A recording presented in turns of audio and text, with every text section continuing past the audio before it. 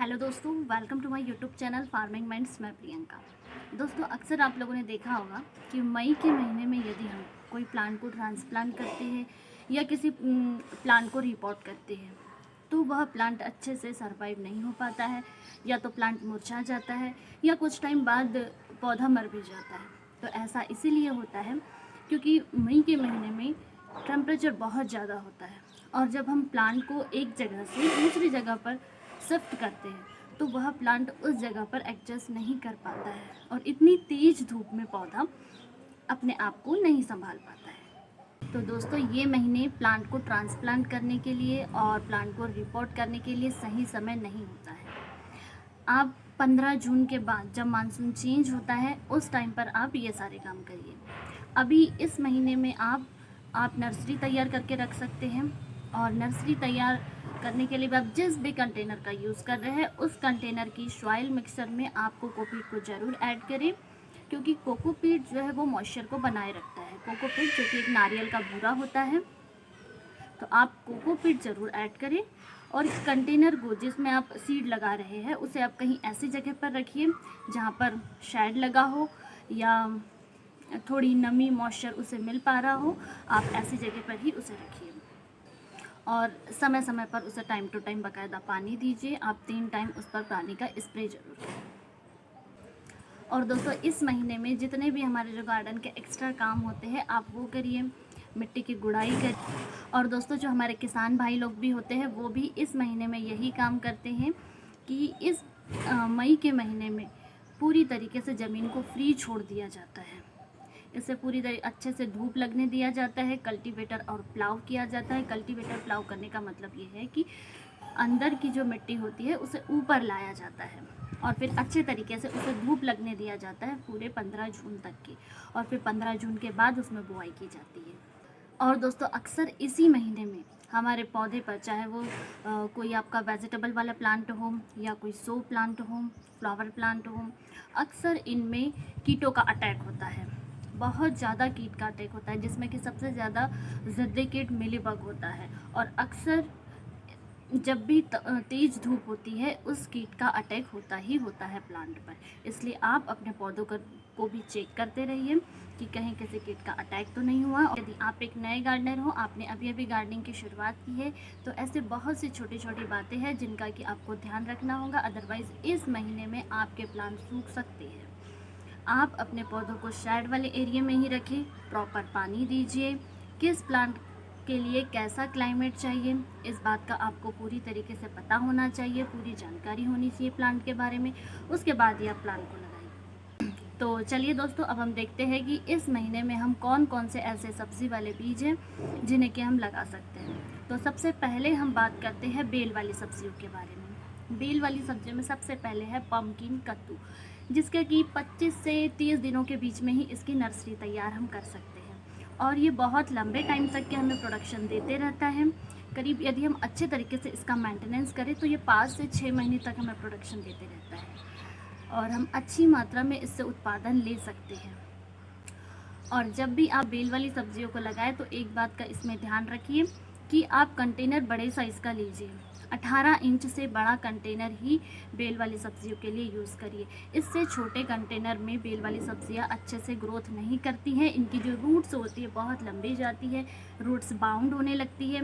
और इन सब्जियों को आप ऐसी जगह पर लगाइए कि जहां आप किसी वॉल का इसे सहारा दे सकें या किसी डोरी से आगे बढ़ा सकें। तो आप ये सारी बातों का इसमें ध्यान रखिए। और अब हम बात करते हैं बॉटल गार्ड लौकी। लौकी भी जो है ये भी 25 से 30 दिन में इसकी नर्सरी तैयार हो जाती है, और 3 महीने में ही ये हमें फल देने लगती है, और फिर 6 से 7 महीने तक हम इनसे फल ले सकते हैं यदि हम अच्छे तरह से इनका मेंटेनेंस कर रहे हो तो। और अब नेक्स्ट जो हमारी सब्ज़ी है वो है स्पॉन्ज गार्ड, गिलकी। गिलकी भी सेम प्रोसेस है इसकी भी कि 25 से 30 दिनों में इसकी नर्सरी तैयार हो जाएगी, और 2.5 से 3 महीने में ये फल देने लगेगा। और ये भी अच्छा लंबे टाइम तक के चलता है, 5 से 6 महीने तक के ये आराम से आपको अच्छा प्रोडक्शन देते रहेगा। इसीलिए आप बेल वाली सब्जियों को ज़रूर, यदि आप छत पर गार्डनिंग कर रहे हैं तो आप बेल वाली सब्जियों को ज़रूर लगाइए, क्योंकि यह एक लंबे टाइम तक के हमें अच्छा प्रोडक्शन मिलते रहता है इनसे। और नेक्स्ट जो है हमारी बेल वाली सब्जियों में वो है बिटर गार्ड करेला। करेला की जो नर्सरी है वो भी 25 से 30 दिन में बनकर तैयार हो जाती है और 2.5 से 3 महीने में ये हमें अच्छा प्रोडक्शन देने लगते हैं। और तो अब हम बात करते हैं कुकुम्बर ककड़ी की। ककड़ी भी एक बेल वाली सब्ज़ी होती है। इसके लिए बहुत ज़्यादा बड़े कंटेनर लेने की ज़रूरत नहीं है, ये छोटे कंटेनर में भी चल जाती है। 8-9 इंच के कंटेनर में भी यदि हम इसे लगा दें तो भी ये हो जाती है। आप किसी छोटे साइज़ के कंटेनर में भी इसे लगा सकते हैं और ये भी 40 से 45 दिन में फल देने लगता है। और नेक्स्ट जो है हमारी सब्ज़ी है टमाटर। टमाटर भी आप पूरे साल भर लगा सकते हैं, कोई प्रॉब्लम नहीं है, ये अच्छे से ग्रोथ करता है। और अब अगली जो हम सब्ज़ी की बात कर रहे हैं वो है फूल गोभी, पत्ता गोभी, ब्रोकली। ब्रोकली भी एक फूल गोभी की ही वैरायटी होती है। गोभी की नर्सरी भी आप 25 से 30 दिन में तैयार कर सकते हैं और फिर ये 2.5 से 3 महीने में आपको ये फल देने लगता है। और ये भी 4 महीने तक का ये फसल होता है। टोटल 4 महीने में इसे आप हार्वेस्ट करके कंप्लीट कर सकते हैं। और अगली जो हम सब्जियों की बात कर रहे हैं वो है कुछ पत्तेदार सब्जियां, जैसे पालक हुआ, मेथी, धनिया, प्याज। इनको आप पूरे साल भर उगा सकते हैं और इसके लिए बहुत इजी टू वे ग्रो होने वाली सब्जियां है। ये बहुत बड़े कंटेनर की भी ज़रूरत नहीं है। चौड़ाई वाला कंटेनर ले, गहराई वाला कंटेनर इसके लिए ज़रूरत नहीं होती है क्योंकि इसकी रूट बहुत ज़्यादा लंबी नहीं जाती है।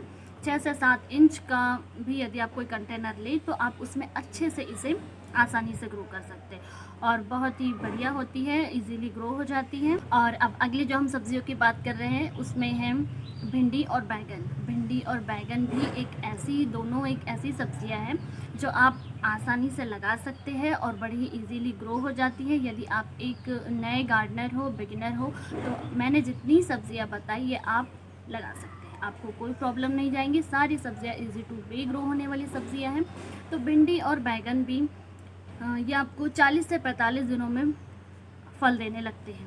और दोस्तों, जब भी आप कोई प्लांट को लगाएं तो प्लांट लगाने से पहले उसके नेचर के बारे में ज़रूर जानें। कैसे उसे क्लाइमेट चाहिए, कैसे टाइप की उसकी वाटरिंग रिक्वायरमेंट है, कैसे उसे सनलाइट चाहिए, इन सारी बातों के बारे में आप पहले जानकारी ले लें, उसके बाद ही उस प्लांट को लगाएं। क्योंकि कुछ ऐसे प्लांट होते हैं जो बाकी प्लांट से थोड़े हटके होते हैं। तो यदि आप गार्डनिंग करते हैं या गार्डनिंग में इंटरेस्ट रखते हैं तो आपके लिए ये सारी बातों का जानना बहुत ज़्यादा ज़रूरी हो जाता है।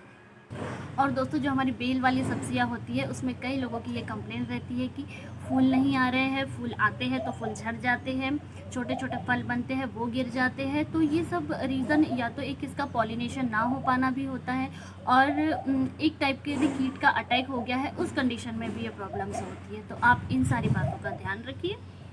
आई होप आपको वीडियो पसंद आया होगा और यदि वीडियो पसंद आया है और आप हमारे चैनल पर नए हैं तो आप चैनल को सब्सक्राइब करिए और वीडियो को लाइक और शेयर ज़रूर करिए। Thanks for watching.